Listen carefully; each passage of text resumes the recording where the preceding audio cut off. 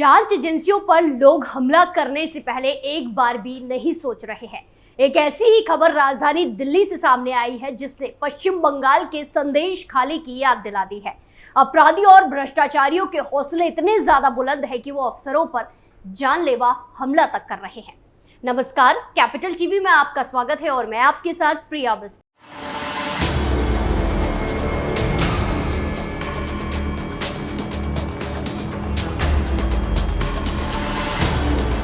देश की राजधानी दिल्ली से एक ऐसी खबर सामने आई है जिसने सभी को चौंका दिया है। दरअसल दिल्ली के बिजवासन में 28 नवंबर को ईडी की टीम पर हमला हुआ जिसने सनसनी फैला दी है। आपको बता दें कि साइबर क्राइम मामले की जांच के लिए गई टीम पर आरोपियों ने हमला किया। पुलिस ने मौके पर पहुंचकर हालात संभाले। ईडी अधिकारियों की सुरक्षा बढ़ा दी गई है। दरअसल 28 नवंबर की सुबह जब ईडी की team PPPYL cyber app fraud case से जुड़े अशोक शर्मा और उसके भाई के ठिकानों पर छापेमारी करने पहुंची तो आरोपियों ने उन पर हमला बोल दिया।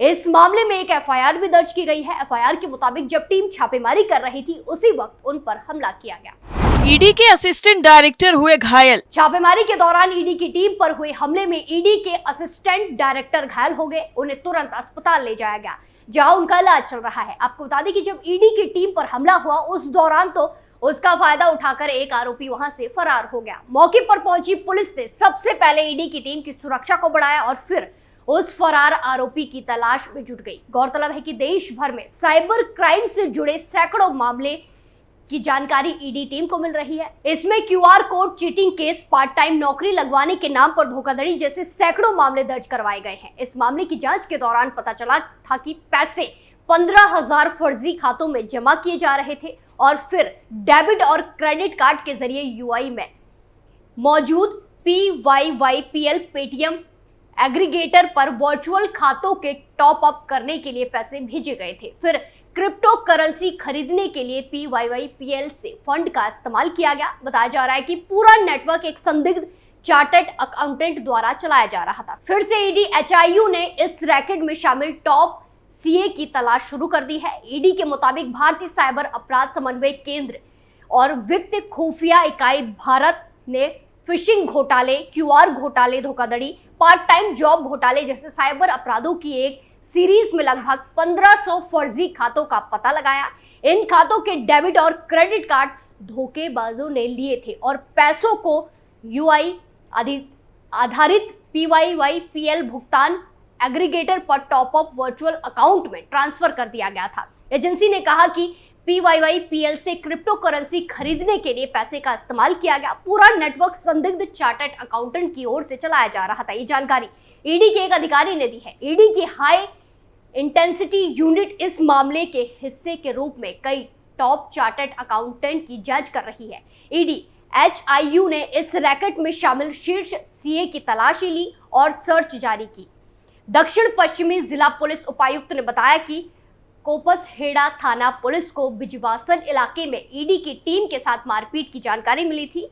थाने के SHO स्टाफ के साथ बिजवासन में घटनास्थल पर पहुंचे। यहां पर पुलिस को पता लगा कि ईडी की टीम ने AD सूरज यादव के नेतृत्व में मनी लॉन्ड्रिंग मामले में अशोक कुमार के फार्म हाउस पर छापेमारी की है। उनके साथ CRPF की 2 महिला अधिकारी भी थी। बाद में एक पुरुष अधिकारी को भी मौके पर बुलाया गया। पुलिस ने यहां पर अशोक कुमार के रिश्तेदार यश को पकड़ा है। पुलिस प्राथमिकी दर्ज मामले में आगे की जांच कर रही है। आपको बता दें कि ईडी की हाई इंटेंसिटी यूनिट द्वारा ये छापेमारी की गई है। इस मामले में आरोपी चार्टर्ड अकाउंटेंट आकाश शर्मा के सैकड़ों साइबर क्राइम के मामलों से जुड़े होने की बात सामने आ रही है। बताया जा रहा है कि आरोपी आकाश शर्मा मनी लॉन्ड्रिंग के मामले में भी शामिल रहा है। पहले भी हो चुका है हमला। वैसे आपको बता दें कि ये पहली बार नहीं हो रहा है जब ईडी की टीम पर हमला हुआ हो। इससे पहले इसी साल जनवरी में भी कुछ ऐसा ही मामला पश्चिम बंगाल में भी देखने को मिला था, जहां पर जनवरी महीने में पश्चिम बंगाल के साउथ 24 परगना जिले में ईडी और CRPF की टीम TMC नेता के घर रेड करने पहुंची थी। इस दौरान भीड़ ने जानलेवा हमला कर दिया। करीब 200 लोगों ने जांच एजेंसियों के 2 वाहनों को तोड़फोड़ कर दिया। इसमें कुछ अफसरों के सिर में चोटें आई थी, उन्हें अस्पताल ले जाया गया। ईडी का कहना था कि पश्चिम बंगाल में भीड़ के हमले में 3 अधिकारियों को गंभीर चोटें आई हैं। भीड़ ने अधिकारियों के मोबाइल फोन, लैपटॉप, नकदी और बटुए तक छीन लिए। एफआईआर दर्ज करने के लिए स्थानीय पुलिस में शिकायत भी की गई। इतना ही नहीं, मामला यहीं पर नहीं रुका था, क्योंकि जब बंगाल में दूसरे दिन ईडी की टीम पहुंची तो फिर से उस पर हमला किया गया। हमला करने वालों ने टीम के अधिकारियों पर पथराव किया और वाहनों में तोड़फोड़ कर डाली। टीम पर यह हमला राशन घोटाले में गिरफ्तार कर ले जा रहे तृणमूल नेता शंकर के समर्थकों ने किया। शंकर बनगांव नगर पालिका के पूर्व चेयरमैन भी है। भारी संख्या में जमा हुए समर्थकों ने अधिकारियों पर पत्थर फेंके और वाहनों को तोड़ दिया।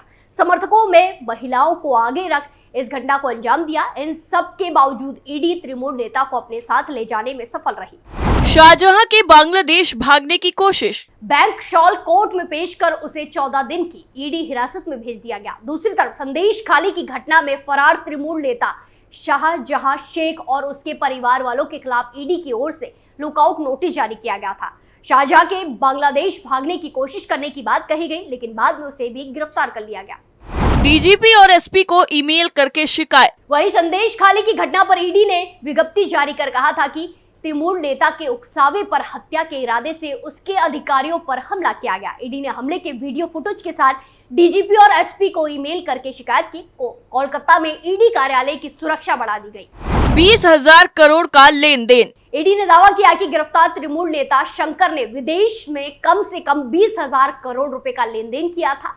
कुल 90 फॉरेक्स कंपनियों के जरिए ये लेन देन हुआ। उनमें से 9 से 10,000 करोड़ रुपए राशन घोटाले में गिरफ्तार बंगाल के पूर्व मंत्री ज्योतिप्रिय मलिक के हो सकते हैं। ये रुपए दुबई भेजे गए थे। पुलिस ने दर्ज की 3 एफआईआर। पुलिस ने संदेश खाली कांड में 3 एफआईआर दर्ज की। इस घटना में अब तक 16 लोगों की गिरफ्तार किया जा चुका है और कई लोगों को हिरासत में लिया गया है। तो वहीं दूसरी ओर शाहजहां शेख के केयर टेकर की ओर से ईडी के खिलाफ थाने में एफआईआर दर्ज की गई। शिकायत में कहा गया कि केंद्रीय जांच एजेंसी ने बिना वारंट के तलाशी अभियान चलाया था। वहीं हमले की घटनाओं के मद्देनजर कोलकाता में ईडी कार्यालय की सुरक्षा बढ़ा दी गई। कांग्रेस प्रदेश अध्यक्ष अधीर रंजन चौधरी ने दावा किया कि पुलिस की मदद के बिना हमला नहीं हो सकता। उन्होंने कहा कि केंद्रीय जांच एजेंसी पर हमला काफी गंभीर मामला है, लेकिन प्रदेश की मुखिया ममता बनर्जी इस पर चुप्पी साधे हुए नजर आई। तो वहीं दूसरी तरफ नेता प्रतिपक्ष शुभेंदु अधिकारी, भाजपा प्रदेश अध्यक्ष सुकांत मजूमदार ने कहा कि ईडी पर दोबारा हमला बताता है कि राज्य में कानून व्यवस्था पूरी तरह ध्वस्त हो गई है। माकपा नेता विकास रंजन भट्टाचार्य ने भी कहा कि राज्य में कानून व्यवस्था पूरी तरह ध्वस्त हो गई है। 9 क्रिप्टो एक्सचेंज ऐप स्टोर से हटाए। तो वहीं दूसरी तरफ अभी इसी साल टेक कंपनी एप्पल ने दुनिया के सबसे बड़े क्रिप्टो करेंसी एक्सचेंज बाइनेंस को अपने ऐप स्टोर से हटा दिया। इसके साथ ही कंपनी ने कुकॉइन और OKX जैसे अन्य ऐप को भी हटा दिया है। दरअसल पिछले साल 28 दिसंबर को वित्त मंत्रालय ने देश के मनी लॉन्ड्रिंग कानून का पालन करने को लेकर Binance, KuCoin, Huobi, Kraken, Gate io, Bittrex, Bitstamp, Max Global और बिटफाइनेक्स को कारण बताओ नोटिस भेजा था। मंत्रालय ने बताया था कि 9 virtual digital agent service provider ने रजिस्ट्रेशन नहीं कराया है और भारत का कानून तोड़ने के साथ स्थानीय टैक्स नियमों का पालन नहीं कर रहे हैं। वित्त मंत्रालय ने आईटी मंत्रालय से इनकी वेबसाइटों को ब्लॉक करने के लिए कहा था। इसी के बाद एप्पल ने भारत में इन एप्स को ऐप स्टोर से हटा दिया। एप्पल की तरह गूगल ने अभी तक इन एप्स को प्ले स्टोर से नहीं हटाया है। एंड्रॉइड स्मार्टफोन यूजर इन एप्स को डाउनलोड करके यूज कर पा रहे हैं।